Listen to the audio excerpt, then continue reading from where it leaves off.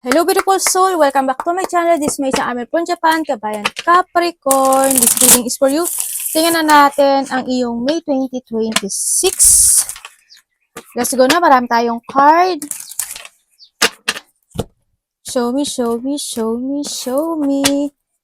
Okay. Capricorn, unahin natin to. Si Fehu. Uy, maganda tong card na to. Mahilig ba kayo sa sa mga lobster, seafood, yan? O kaya may binahan ka sa point na ang iyong mga trabaho o nasa trabaho ka ng place na nagtitinda-tinda ka ng mga foods related, mga medicine related, baka sa mga convenience situation ka. May nakikita rin ako na na mahilig kayo sa sushi. May nakita ko akong sushi, meron ding siomai. Baka nasa restaurant or mahilig kayo sa mga Chinese food, no? Sa iba sa inyo. Or nandun ka sa sitwasyon mahilig sa mga sakana. At yung iba sa inyo is nandun sa point na mahilig kayo sa sa mga lucky item, mga ganyan.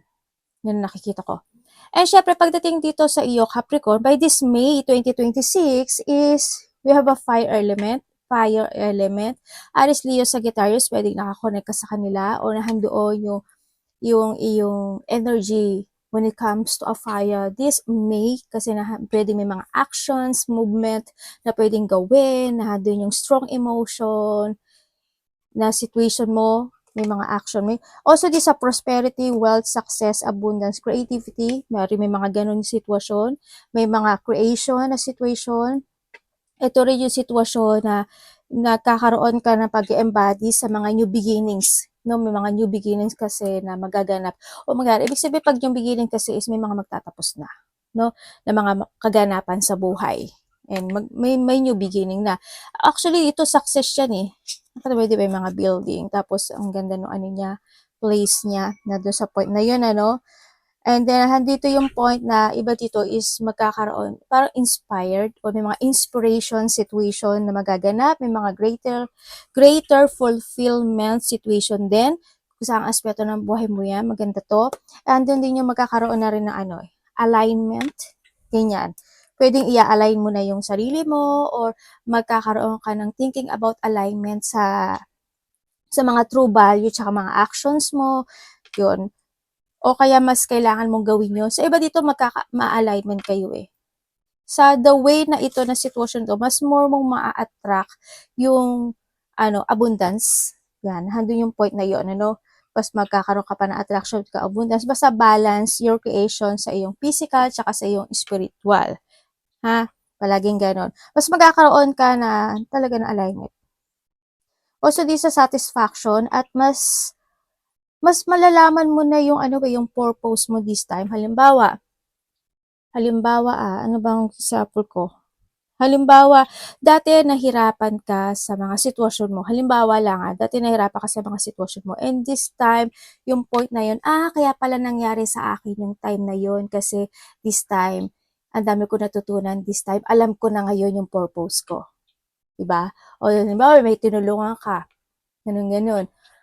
Basta, you will know your purpose this time sa nakikita ko sa iyo dito. No, mas magiging maganda yung flow ng iyong situation. Kaya congrats sa iyo dito sa iyong situation. And syempre, meron kang spider din sa manifestation. Di ba? Ibig sabihin, meron kang manifestation na it will succeed. Yan. Ang nakikita ko sa iyo dito. Di ba si spider para nagsusowing siya? Di ba? Yan ang nakikita ko. Siguro na doon ka sa point this time na yung mga hamon ng buhay tulad na sabi ko sa nakaraan sa iyo this time, there's a new sowing situation ako na nakikita sa iyo. Yung energy mo can bring your desire this time. Kasi di sa manifestation situation. Yan. May mga desire na makakamit, mga manifestation na makakamit, pagtatapos ng sitwasyon, na mangyayari sa iyo, no? Tingnan natin itong angels mo. And the vacuum away, tama magkakaano siya, magkaka-connect itong situation. Also, ito yung may mga removing na to, no? Yan, vacuum away fear kasi yan eh. Also, andito rin yung point na if you want help talaga, tawagin mo daw si Archangel Michael at si Archangel Raphael to lift fear base sa sarili mo para ilipit up ka nila, di ba? Yun na nakikita ko sa iyo. And ito yung mga removing. Magkakaroon ng mga removing situation, either takot, anxiety, negativity sa sarili, ganyan. At magkakaroon ng pagbabago sa iyong aura this time kasi like I told kanina kasi magaganda na to, handun na yung point na pagkagaang na to, no? Pagkagaang ng iyong situation by this May, maaring magiging maganda na yung flow, magiging maganda na yung aura mo, magiging maganda na yung lahat, magkakaroon ng mga clearing, alignment situation in this May. And synchronicity. Tiyan mo to, di ba? Ang ganda nung ano niya, ang ganda nung laki ng puno niya, di ba? Dito, tapos may small dito na situation.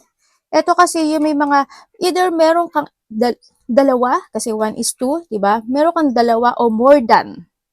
Sa iba dito, dalawa or more than na magaganap o mangyayari na may kabuluhan by this May. Pwedeng makakasiyahan, celebration, manifestation, as in maganda, kasi maganda to eh. Yan o. Yan na nakikita ko sa'yo. Pwede rin sa mga panloob na isip mo. Pwede magkakaroon ka na ng mga bagong pag-iisip, ganyan. Di ba sabi ko may alignment. At sa mga mangyayari sa buwan na ito, yan. This is an amazing moment mo by this May. Ba? Saan ka? Di ba ang ganda ng iyong magiging May this time? Kasi this is an amazing month para sa iyo. Let's see yung iyong money. Okay, Fricarius. Well, kayo na lang mag-adjust sa ate. Okay, ito yung mga kung yung dati, kung ba sabi ko sa'yo dati, ay sabi ko sa'yo, di ba kanina na in the past, pwedeng hindi naging maganda, and this time, may mas magiging more o magaang yung aura mo this time. Dito rin sa sitwasyon na to, maraming pera or maraming situation na naganap sa'yo in the past. Kumbaga, mabilis ang paglabas ng iyong pera this time. Ay, nung mga nakaraang buwan, nakaraang taon. This time, by this May, magkakaroon na siya ng stability, no? Mas magiging stable yung money mo this time, kasi dito rin sa mga success situation, kung titignan mo dito si Puno, di ba? Ang tatag na niya. Parang alam mo yun yung nag-umpisa ka sa isang maliit na puno, na diniligan mo siya ng diniligan, na nag-aksaya ka kahit nagbomba ka ng bomba o nagsalo ka ng tubig para lang madiligan dyan. And this time, you will be success. Handun na yung successful, handun na yung growth and recovery when it comes sa hirap na ginawa mo in the past. Kaya by this May, ang nakikita ko sa'yo dito, mas magkakaroon ng changes pagdating sa iyong kaperahan this time. Ganyan ang nakikita ko dito. Hindi na siya magiging fast yung yung paglabas. No, magiging na siya, slowly na siya, mas magiging stable na siya, pwedeng mas makakaipon ka na more this time by this May sa nakikita ko sa'yo dito. Kaya congratulations sa iba sa inyo. Hindi na yung your money is flowing. In the past, this is a quickly, no? Ang nakita ko dito. Ngayon, hindi na siya. Kasi andito na magre-return na siya. Unexpected turn into your finances. Pabalik na yung hirap na ginawa mo in the past, bumabalik at pabalik na siya this time. Congratulations. Also, we have the investment. Pwedeng doon din yung sa point na iba sa inyo is may mga Bitcoin kayo, nag-iipon na kayo, or mga pag nag-iipunan kayo, pwedeng doon sa point na yun, And nandito na rin may mga some big plan happen when it comes in this May sa nakikita ko sa ito. Or maybe doon sa point na you are thinking more into the future, handle ka na doon sa point na yun, mas magpupursig ka. Iba sa inyo siguro may mga papasukin kayo investment, pwedeng doon sa point na yun. At nahandun na rin yung risk situation, no? Ito na yun, no, tama something to fall back on. Congrats kasi maganda to eh. Maganda na to. It's more luck ito, no, sa nakikita ko sa iyo dito. Sa iba sa inyo is by this May is magkakaroon ng mga recognition, parangal, pagkakakilanlan, mga ganyan situation, no? Kung pag doon, there's a miracle happen when it comes into your life by this May. Talagang amazing moment, miracle happen. Yan ang nakikita ko sa iyo. Yun yung yun yung kapalit na nangyari sa iyo, mga in the past. Kasi handun din naman kasi yung pagiging ano mo eh, no? Focusing, tsaka, alam mo yun, yung, ano, hindi ko maano yung term ng salita ko eh. Basta yun. Yung hirap at pagod mo, kumbaga, handito na rin kasi si new life, di ba? Kumbaga, there's a new life situation happen into your life. Yung iba sa inyo, mag-aaral kayo, may mga pag-aaralan kayo. Parang nahandoon sa point na yun, ano? And, syempre, by this May, kasi magaganda naman yung ano mo, handito si fire. Ibig sabihin, becomes a fire kasi is a hungry situation din ito, no? Pwede na handon ka sa point na mas magiging hungry ka this time. Pwede mas more ka magpupursige, mas more ka magsisipag, mas more ka mai-inspired, mas more kang gagalaw this time, no? Mas more kang magkakaroon ng movement, pwedeng nahandun sa point na yun, may mga action situation, pwedeng nahandun sa point na. And then also, handito rin yung point, syempre, hindi mawawala, no? Pwedeng nahandun may mga tao na maiinggit sa'yo, magagalit, magkakaroon ng mga hate situation, yun na nakikita ko. Basta palagi nyo tatandaan, di ba? Palagi ko naman sinasabi sa inyo na if the emotions is high, intelligence is low. Kaya mas maganda mas habaan yung pasensya nyo, huwag maging patolera, go to the flow lang, no? Yun na nakikita ko sa iyo ito para hindi rin masyadong ano. Kasi maganda ni ano mo, more on attraction, abundance ka kasi this time, ano, sa nakikita ko sa'yo, mas magiging maganda lalo yung mo kung hindi ka magiging ganon. Magkakaroon daw ng advice or you will receive advice from your friend or ikaw yung magbibigay dito sa nakita ko sa'yo dito. And syempre, pay attention to your finances. Handito na yung point na mas more ka magpe-pay attention this time sa iyong finances by this May. Or you need ano kasi why? Kasi meron tayong spider. Magsusowing ka uli, di ba? Pero mas magiging maganda yung flow. No? Ang nakikita ko sa dito, may mga pagtatapos kasi. Okay, well, the elephant, journey, either physical, mental, will leave you wiser at the end. Like I told kanina, di ba, kung in the past, hindi naging maganda yung sitwasyon mo, this time, mas magiging maganda, magaang yung aura mo, no, sa nakikita ko sa iyo dito. Congratulations. And may mga action situation, like I told kanina, may mga action ka na nagagawin. This time, maybe you are related talaga kay fire sign, ano, sa iba sa inyo. And dealing or relationship with a man. Pwedeng ikaw ito or someone who's connected sa'yo, pwedeng nahandol sa point na iyon.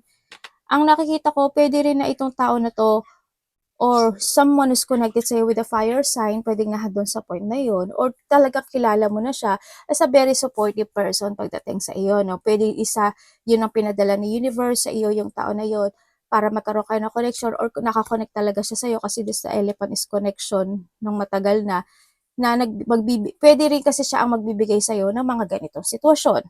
O siya, isa siya nakakatulong sa'yo para makamit mo itong sitwasyon. Pwedeng nahandoon sa point na yan, ano, sa nakikita ko sa iba sa inyo. Or kung sino man itong lalaki na ito. And fear, worries, tense situation. When it comes dito kay Lion, and kasi meron tayong fire, di ba? Pwedeng may mga action ka na gagawin na kakabahan ka.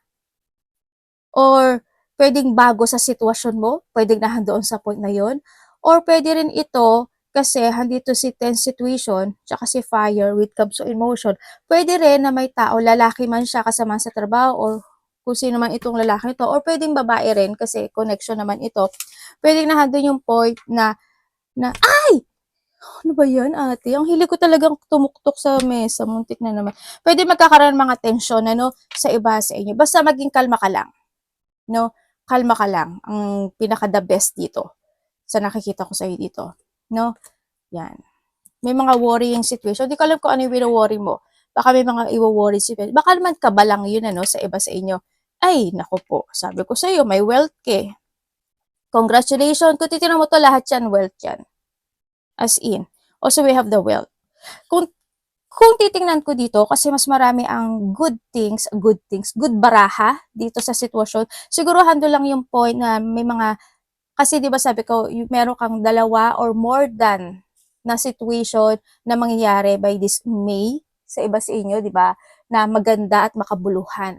na situation. Pwedeng nandun yung sitwasyon na to na medyo lang magwo-worry ka o makakabahan ka, matatakot ka, pwedeng nandun sa point. Mga matetensyon ka, pwedeng nandun sa point na yun, ano.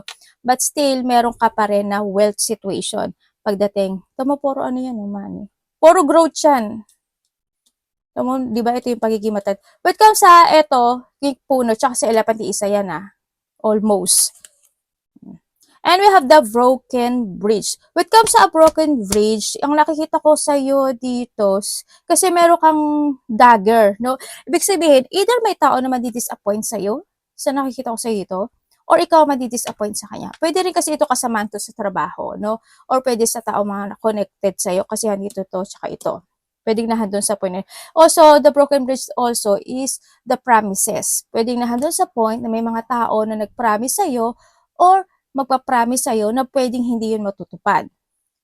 In some aspect of your life din, sa iba sa inyo, is also this is a delay. Pero ito ang wag mong i-ignore yung when it comes to a delay. May mga delay kasi na situation na halimbawa, di ba nag-iipon ka na ng pera, tapos may nangutang sa'yo. Pero syempre mabait ka kasi, wag naman sana, di ba? May mga ganun. O kaya is, in any situation of delay na baka hindi ka makapag-focus, ganyan, baka maging pabigla-bigla ka, o kaya naman sasabihin mo, oo, it's time, hindi na ako ganito, ganyan-ganyan. Di ba sabi ko alignment, di ba? Baka maging ganun ka. Hindi magiging broken bridge talaga yun, di ba? Yun na lang ang pagkaingatan nyo, no?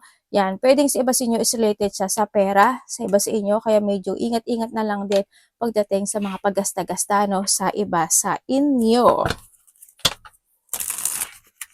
Kumbaga dito na rin kasi si new life. This is a time to new ang pagbabago ng buhay, also the alignment kasi ito, growth and alignment ito, no? Ando talaga yung sitwasyon na kailangan mo pag-isipan at kailangan mong alamin siya sa atin maigi ang lahat ng sitwasyon bago ka kasi magiging broken bridge talaga yan. And tamahan dito rin si manifesting, di ba? Oh. Kaya, di ba sinabi ko sa iyo is the manifestation is coming. Kumbaga, may mga sitwasyon na ihahain sa iyo si universe by this May kasi handun na yung iyong beginning, no? Kaya mag-ingat pa rin kayo sa inyong mga pera. Dito kasi handito si broken bridge. Pwede na nga ako kasi sarili mo na hindi mo nagagawin yun or hindi na mangyayari yun, no? Sa iba sa inyo, ingat pa rin kayo. Parating, ay energy pala. Energy po ni Capricorn. Ang ganda ng card mo. Basta wag ka lang magiging pabigla-bigla na sitwasyon. Decision making, action. Pag-isipan mo talaga maigi.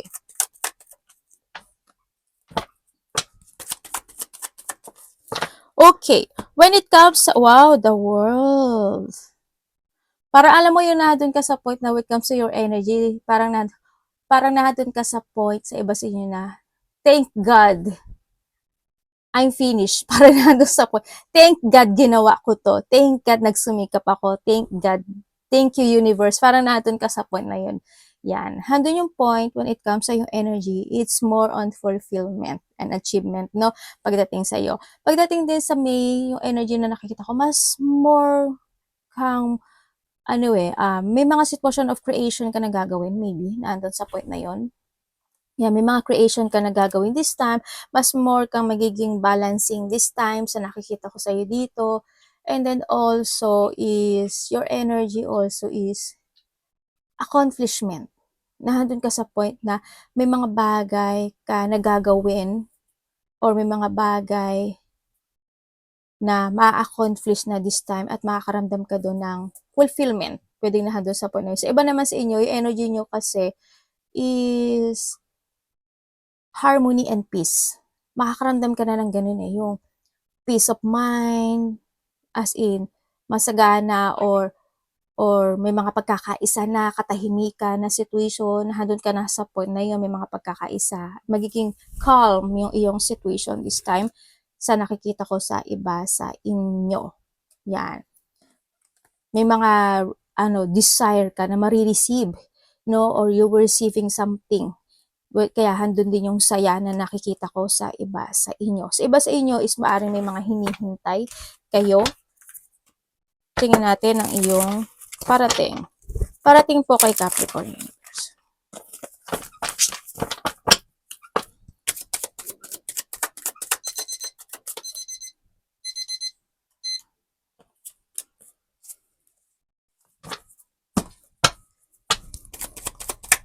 Ano po to?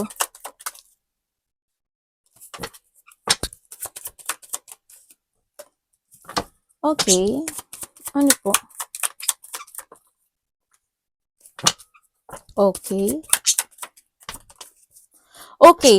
Parating sa iyo. Parating sa iyo by this May, Capricorn, ang nakikita ko sa iyo, pwedeng nahaton ka sa point na siguro in the past, may mga bagay na napanghinaan ka na ng loob, hindi naging pagganda yung sitwasyon, na boring ka, nainip ka, o kaya is parang nawalan ka na ng lakas ng loob, pwedeng nahaton sa point na yun. And this time daw, ang nakikita ko sa iyo dito is magkakaroon ka ng paglaya dun sa sitwasyon na yun, ano?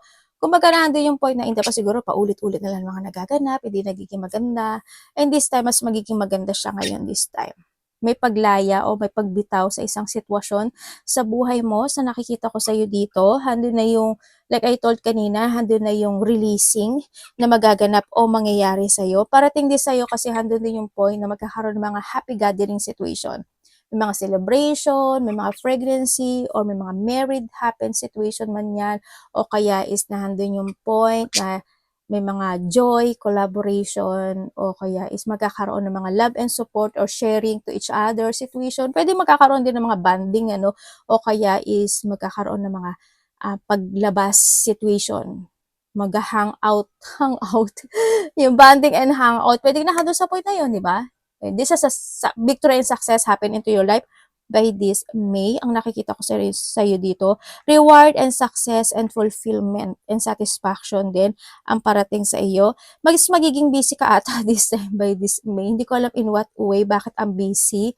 Siguro nahandun din yung point na may mga multitask, multiple priorities ka na gagawin by this May. May makapapasok na mga pera sa iyo or may papasok na pera sa iyo, or kung titignan ko naman dito, maganda siya, di ba? Or the value things. Pwede makareceive ka ng gift, tulong, pagmamahal, or ikaw ang magbibigay nito, ha.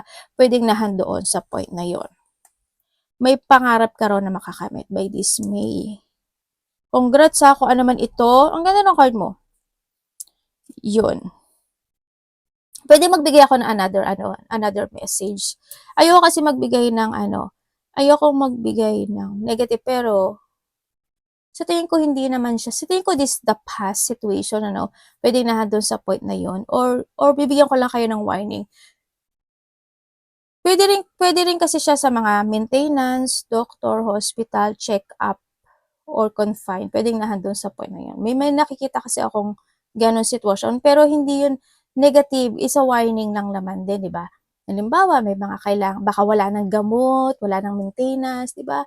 Be alert na lang kayo, pagdating sa mga ganyan. O sa sarili mo man, o sa manas connected sa'yo, o may gamot ka pa ba, o may maintenance ka pa ba, o kaya naman nahandun yung point na sinasabi ng card na you need to prepare, no? Kasi, di ba lalo na sa panahon natin ngayon na hindi rin maganda at nagtataasan yung mga di ba, mga bilihin, di ba? Ang pinaka the best thing kasi na kailangan ng ipon is yung mga medicine, di ba? Alam mo, mga sakit sa ulo, ganyan. Kasi paano, what if? Hindi naman natin masasabi, di ba? Ano lang yun, kumbaga, maging lang tayo, maging handa lang, no? Baka handun din yung sinasabi ng universe na ganun, di ba? Baka binibigyan ka lang din yan ng sign. Yan. Pero nasa sa inyo pa rin yan na tingnan natin ang dapat mong iwasan.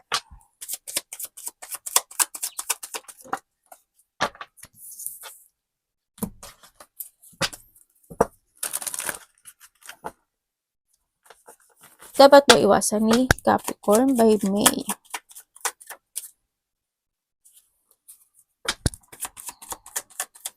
Okay.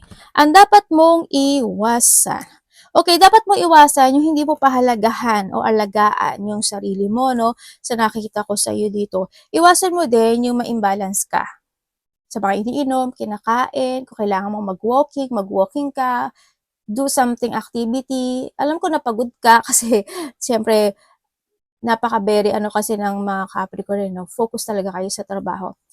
Pero minsan mag-ano-ano ka rin, maglakad-lakad ka lang din para magkaroon ka lang ng refreshing feelings. Parang nandun sa point na yun, di ba? And syempre, iwasan mo yung ma-stagnant ka. Yung hindi ka mag-action to accomplish something into your life. Bakit ko nasabi? Kasi hindi ba dito si Broken Bridge, di ba? Yan, baka may mga time na na mga mapanghinaan kang loob kasi. Iwasan mo na lang din yung na kung may mga opportunity na darating sa buhay mo, why not, 'di ba? Try it, 'di ba? Hindi naman masama yun kasi minsan lang naman din dumating opportunity, 'di ba? Kung kaya naman, 'di ba? Nandun sa point na 'yon. And kung may mga bagay ka na gusto mong subukan, gawin mo in a good term, in a nice way, no? Nandun sa point na 'yon. Tsaka siyempre, iwasan mo rin yung be quiet. Yung maging quiet ka. Hindi ko naman sinasabi na maging chismoso, chismosa ka.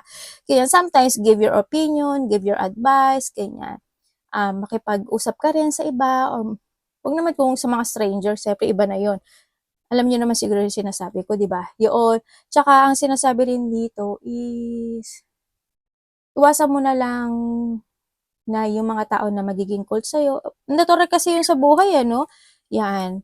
Sa nakita ko. Tsaka siguro, pagdating din sa'yo, baka minsan naiisip nila na napaka-cool or cold ka na tao kasi hindi ka naman talaga masalita. Pwedeng nandun sa pwede. Medyo be open na lang din, ano? Sa iba. Kung baka need nila yung voice mo, di ba?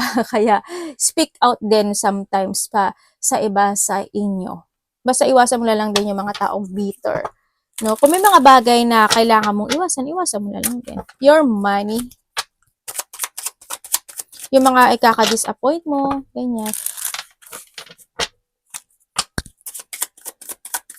Ikakalungkot. Your money.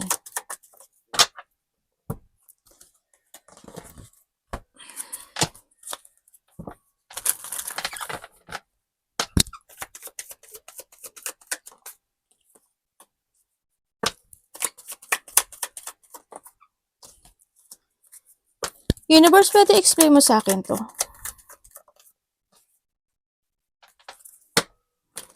Ano pa mangyayari?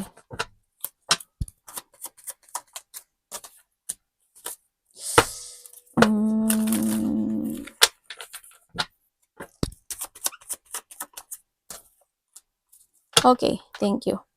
Okay, when it comes sa iyong money, sabi ko pagdating sa iyong money, ang nakikita ko sa iyo dito, pwede may mga unresolved situation, money ang trabaho to yan.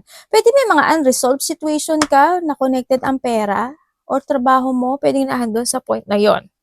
No, ako nakikita sa iyo. Pwede nahandon yung point na may mga gulo, away, hindi pagkakaintindihan sa katrabaho man yan or sa company mo man yan, na connected ang pera, pwede na. Pero kung ano man daw yung sitwasyon na iyon, makakamit mo daw siya. No, kung nagkakaroon ka ng mga problema talaga sa mga point na yon na related ang pera, sa nakikita ko sa'yo, magkakaroon siya ng maa-achieve mo siya. Kumbaga, kung may nagkaroon ng mga delay situation, maa-achieve mo pa rin siya sa nakikita ko dito, no? Handun yung victory and success din sa iyo eh. Pwede rin sa iba na may tao na magbibigay ng suporta pagdating sa pera, no? Sa nakikita ko sa or sa mga valuable things, pwedeng nahandun sa point na yon. Ang nakikita ko rin sa iba sa inyo, if ever lang naman, no?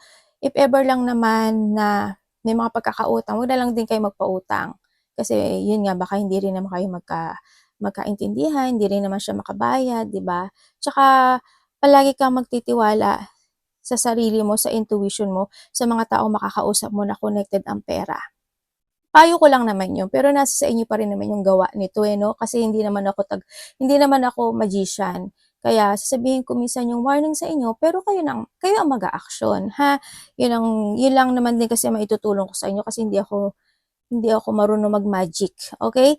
Yun, basta mag-ingat ka na lang, be intelligent na lang din, sa nakit. Gamitin mo talaga yung wisdom mo, yung intellect mo, pagdating sa pera mo, sa nakita ko. Pero kung ano man yung delay na sitwasyon sa buhay mo is you will receive it successfully. Yan, may mga achievement din ako nakikita pagdating sa pera.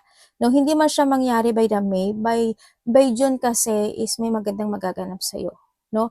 Sa iba sa inyo. Baka ma-late lang ng konti yung iba sa inyo, no, ng 1 month pa more. Yun ang nakita ko. But still, handun pa rin yung victory and success sa iba sa inyo. Sa iba dito, mga first week, ganyan. O kaya is, in a May, syempre. Yun. Arigato namaste, God bless.